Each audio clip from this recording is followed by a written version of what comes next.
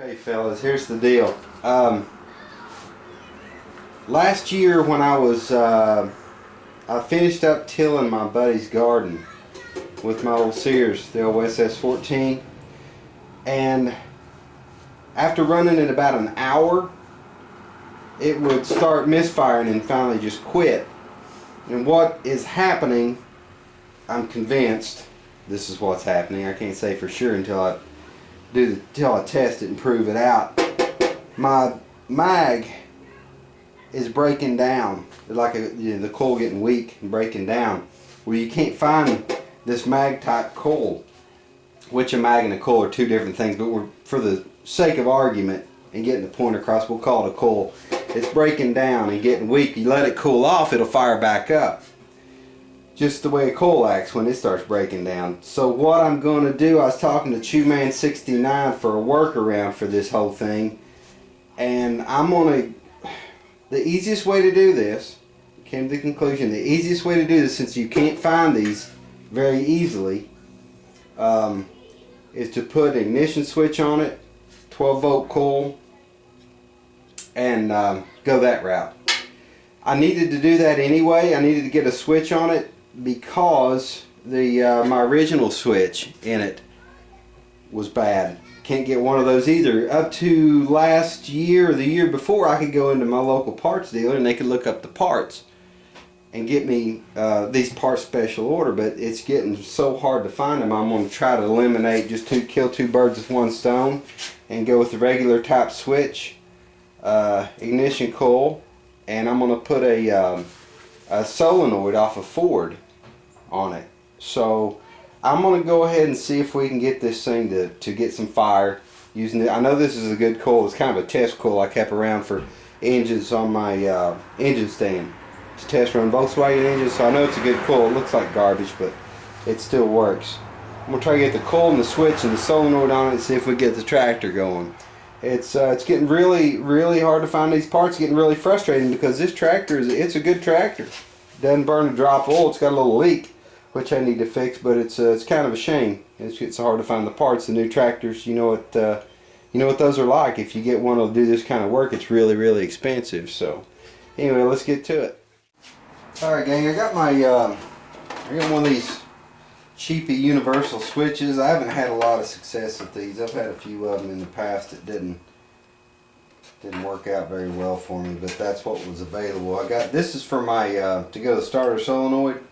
I was getting ready to mount it here by the voltage regulator and noticed it was a 12 volt. I grabbed the wrong one. I'll have to exchange that, but anyway, I've got the wire ran for it to activate the solenoid, get everything turning over. This is my hot wire for my coil. Everything's wired up. What I've got to do is make this hole here a little bit bigger, fit my switch. See if that'll do it. A little bit bigger.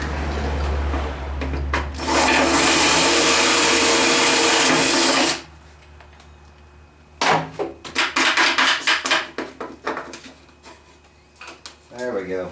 That'll work. Now I'm going to go ahead and put this control nut on the face of that switch, and I want to put these wires in a conduit. They've got these just taped along the top of this, and they haven't grounded out all these years, but just to be on the safe side, I've got some wire loom I'd like to put over all of it with that hot wire for the coil running through there. I don't want to take any chances of shorting my battery out. Anyway, I'm going to get the switch installed, get the wire loom on it, and then we'll work on getting the coil mounted and so on and so forth. Alright, gang, we're getting a little closer to plowing the garden. I've got my just laid my coil up here to mark it.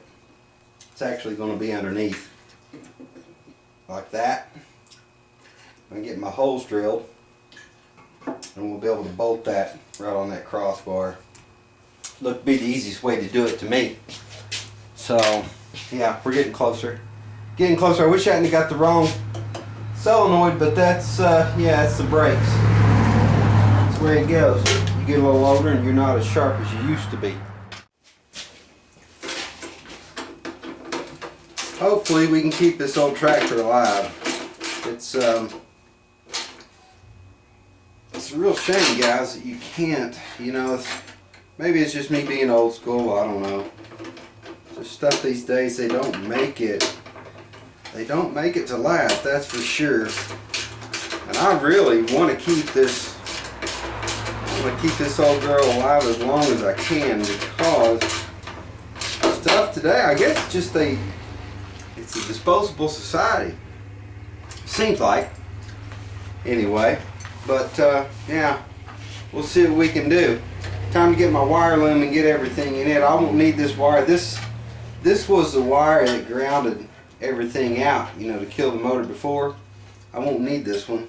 I'll be replacing it with a hot wire to the coil. Then we'll have to run our wire for the points off this side, and we'll try to fire it up. I'm just going to use my hot wire plus the one to the starter just to get it started, and then I'll get the solenoid and put on it a little later. Maybe this evening, I don't know.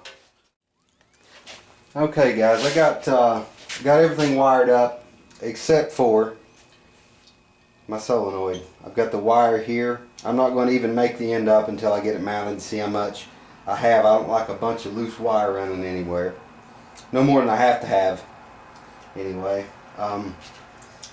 let's get the ignition on and see if we got spark. When did I lay the plug out here? Yep, it's firing. So I'm going to go ahead and put the plug in, and we'll see if we can get her to fire up.